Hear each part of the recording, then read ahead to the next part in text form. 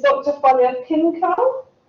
And when somewhere close, well, that's what we can get to at university, who is Assistant Professor at the University of, I have to practice this at home, Kirkcaldy?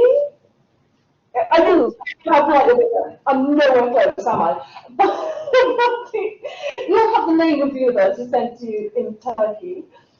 And she will be speaking to us this morning, oh, it's morning for us, I know it's not for you, on the countryside of Kent, innate rebellion of the child's spirit.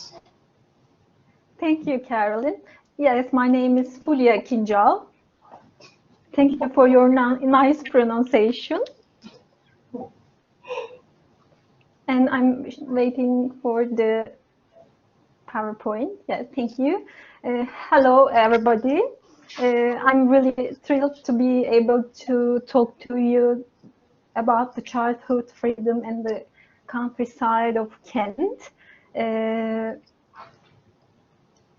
is, I want to examine two Kentish authors, Edith, Nesbit and Richmal Crampton's approach to the childhood. I will focus on the relationship between the child characters and the setting of the countryside in Edith Nesbit's book Railway Children and the Richmal Crampton's Just William. Both writers live most of their life in Kent, which provides scenes and memories for their books. I believe that both Nesbit and Crampton are inspired by the countryside of Kent, so they create child characters who live to reach beyond the limits, boundaries, impossibilities, and immobilities of childhood. Before going any further, I want to share with you a quote from George Eliot. She says that we could never have loved the earth so well if we had had no childhood in it.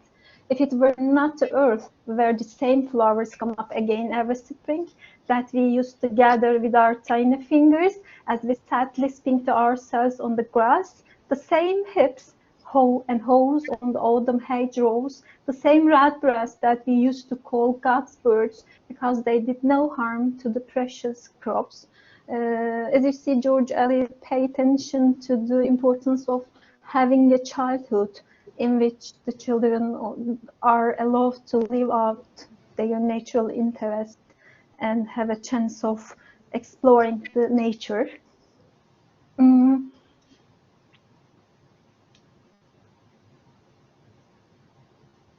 Before going any further, I want to share with you my outline as a roadmap. In the introduction part, I'm going to be paying attention to Nesbit and Crampton's biography. This is important because it is related to why the Kentish countryside becomes a source of inspiration for their writing. Then I'm going to introduce you to children characters and the stories of the Railway Children and Just William. In the discussion part, I'm going to look at the Nesbit and Crampton's book.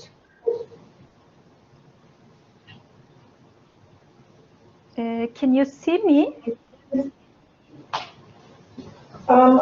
We can see your PowerPoint, Fulya. Okay. We can't see you. I think there is a problem with my camera because it is portable.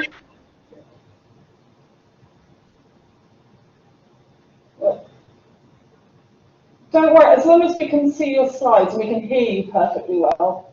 Thank you very much. In the discussion part, I'm going to look at the Nesbit and Crampton's particular vision of childhood, and then I'm going to talk about the importance of childhood home, and then I'm going to talk about how these child characters discover the outside world, and then I'm going to be paying attention to freedom of children through the scenes of countryside. And in the conclusion part, I will come up that Nesbit and Crampton talks about a timeless and everlasting truth about childhood using the countryside of Kent, and they write about that children should be allowed to experience freedom by experiencing their surrounding.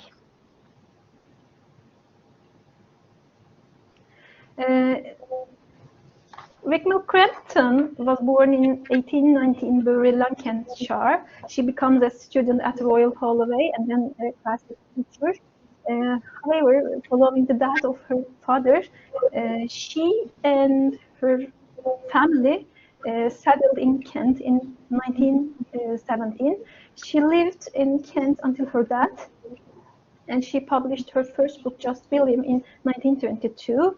Her 11-year-old humorous child character, William Brown, and his adventures delight adults and the children, and she continues to write about him until the late 1960s.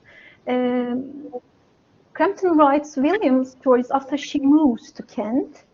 And the setting of William's adventures is a middle-class life in the countryside with all depictions like Kent and its surrounding.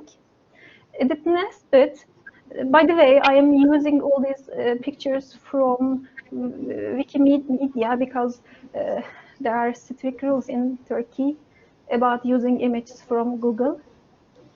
So these are free. Edith Nesbit was born in London in 1858. When she was 4, her father, who runs an agricultural college, dies. She also settled at Kent with her family in 1871, and this becomes the start of her love of Kent and its countryside. And Nesbit describes these years as a source of happy memories and influences. She accepts that these years has an immense influence on her novels and child characters. After she returns to London when she gets married to her husband, but she returns to her beloved Kentish countryside following the death of her husband in 1914. My reflections on Nesbit and Crampton's biography are going to circle around some similar life experiences they had in their early childhood and adulthood, and these experiences also reflect on their characters and the setting of their novel. Their childhood and their adulthood say about the characters they bring to life in their books, and they write about the environment in the Kentish countryside they experienced. Both writers come from families who are educated, and especially their fathers instilled in them an insatiable appetite for knowledge and writing. That is why they begin writing at their early age and improve their writing about the description of the countryside. As women who experience Kentish countryside, they write how it feels to take adventures in and around Kentish gardens, investigate secret passageways around the nature, and walking down the railway tracks that cross the backfields.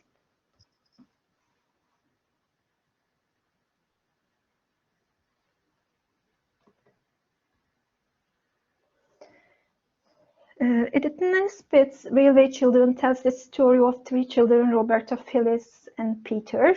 Following the falling of their father into prison unexpectedly, they move with their mother from their pretty life in Red Villa to a small cottage in the countryside, 3 Chimneys, and a railway becomes the center of their new life.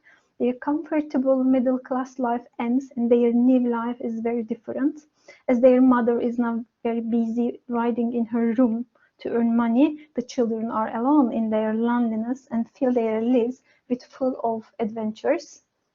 The new place they move allows them to live out their natural interest and freedom. The new setting is different from the previous one. As they explore the countryside, they become more mature, attentive, and brave. Just William tells the story of rebellious boy William Brown. Richmal Crampton writes humorous adventures of this mischievous William, and Just William is one. The first one is her 38 William stories. William's adventures include his gang of rebels called outlaws, Ginger, namely Ginger, Henry, Douglas, and Violet Elizabeth. William embarks on countless adventures, including trying to arrange a marriage for her sister, planning to sell Ginger's brothers as slaves to raise money, takes a job as a boot boy as step one in his plan to run.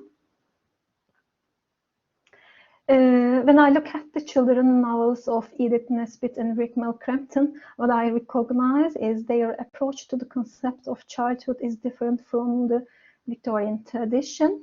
The Victorian literary depiction of childhood takes roots from two notions.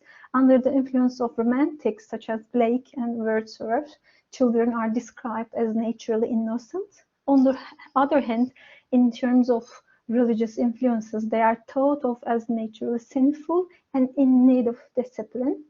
Therefore, most 19th century novels mainly portray how the children should be instructed, trained, and disciplined to make them fit into life and to make them good adults.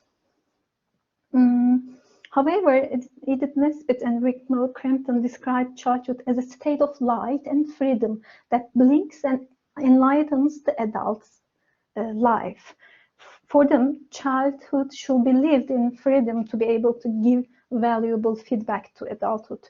As parallel to this way of thinking, Edith Nesbit once writes, "When I was a little child, I used to pray fervently, tearfully. When I should be grown up, I might never forget what I thought, felt, and suffered then." As it seems, Edith Nesbit writes novels that describe children who explore their environment because she did not want to forget what she felt, told, and suffered. When Richmal Crampton and Edith Nesbit moved to Kent to live, maybe forever, there, the voices and scenes of Kentish countryside reached the depth of their heart. Their personal childhood experiences go all the way back to childhood, are replayed. They juxtapose the spectacular scenery of the Kentish countryside, which inspires freedom for them, with the lived experience of limitedness of many children. As such, they create child characters who deny any kind of boundaries that their childhood imposes on them.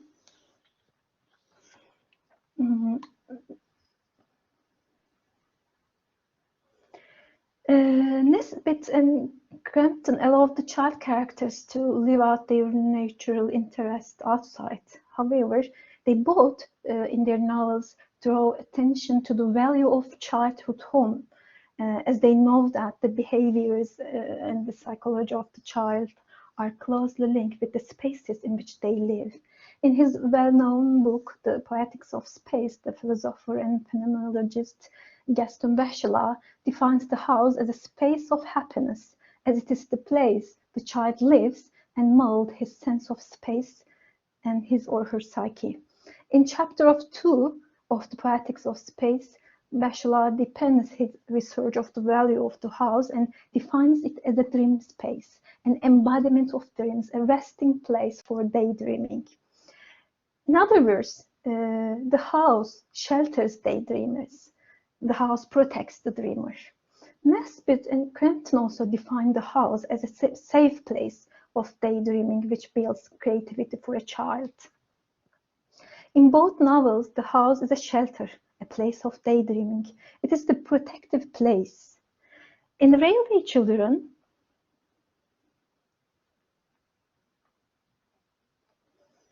the smaller country house Bobby, Phyllis, and Peter have to move with their mother is a protective and cocooning place for them. The house becomes a real shelter and defense against numerous difficulties. In Richmal Crampton's novel, William Brown's house is in a small unidentified village. William dreams and makes careful preparations for his adventure in his bedroom. Both houses of the both novels are also in touch with the nature and take roots from the nature. Although the home space stretches between outside and inside, protecting the children from outside dangers, something happens in both novels that turns the balance between outside and inside upside down. In The Railway Children, when the father of the children goes away, fall into prison, and cannot come, and their mother shuts herself in her room, the attention of the children turns into the outside world. Before that, there were certain hours when the division between home and street, outside and inside, the daylight and the darkness of night were clear. In these times, following the coming of their father, playing outside ends, doors are closed, lights of the house are turned on, and everybody is ready for dinner. However, following the going away of their father, Nesbith's railway children recognized that the wall of the house expected to protect them, and the curtains that need to shadow them are all permeable. Their father and mother are not permanently present. In the countryside, they are alone in their loneliness. In Just William, what is recognizable is a tension, a real tension between his father and William. And what Mr. Brown requires from William is unquestionable obedience and respecting adults. William continuously receives specific instructions, and his father warns him not to talk too much, walk around. However, William rejects these kinds of restrictions, limiting conditions, and words. For Mr. Brown, it is impossible to run the home and William without obedience. However, William disobeys, and his disobedience expresses his own desires. In William's case, whenever the tension between his father and him reaches the breaking point, William turns to the outside world to set up a new place to take adventures and amuse himself. William is not a bad, rebellious boy, in fact.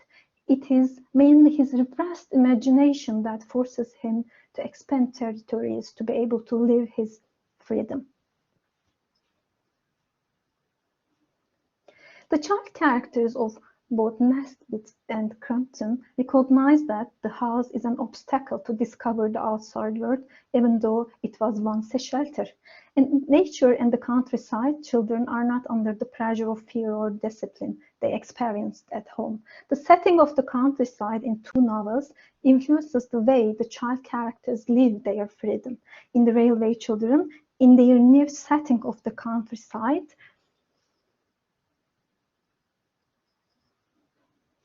Roberta, Peter, and Phyllis get real experiences, make new friends. The countryside life allows them to live their own life by experiencing their freedom.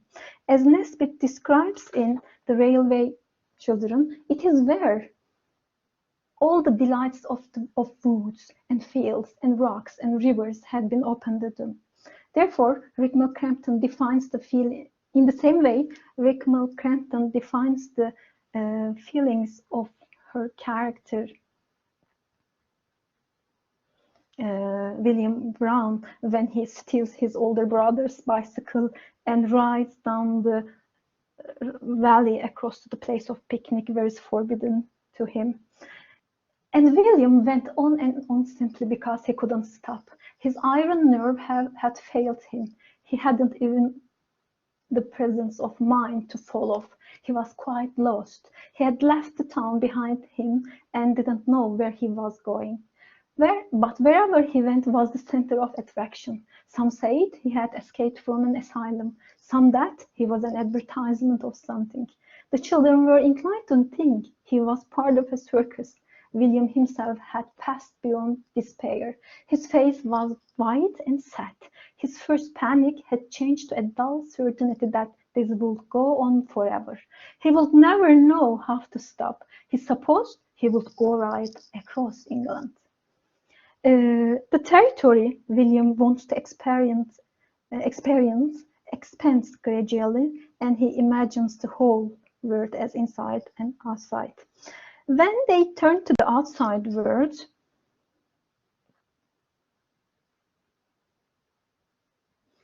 The child characters of both writers, these children are around 10 years old, begin to control their movements and explore their freedom from a turning point on. The scenes of the countryside, the books of Nesbit and Crampton provides, is the place where the children may themselves take action, runs along without any authority or any obedience. Each one is free to what he or she likes to do. The scenes that corresponds to the feeling of freedom for children are in fact the memories of Kentish countryside both writers have. To conclude,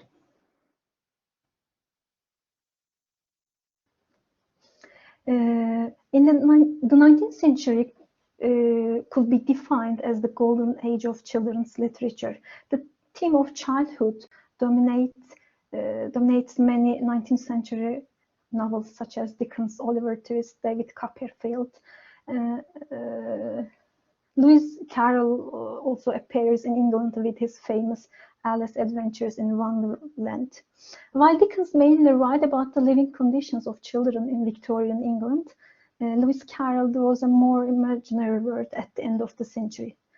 At the beginning of the 20th century, the vision of the childhood began to change, and the writers like Nesbit and Crampton take on topics such as freedom, fears, dream, and rebellion against the adult world.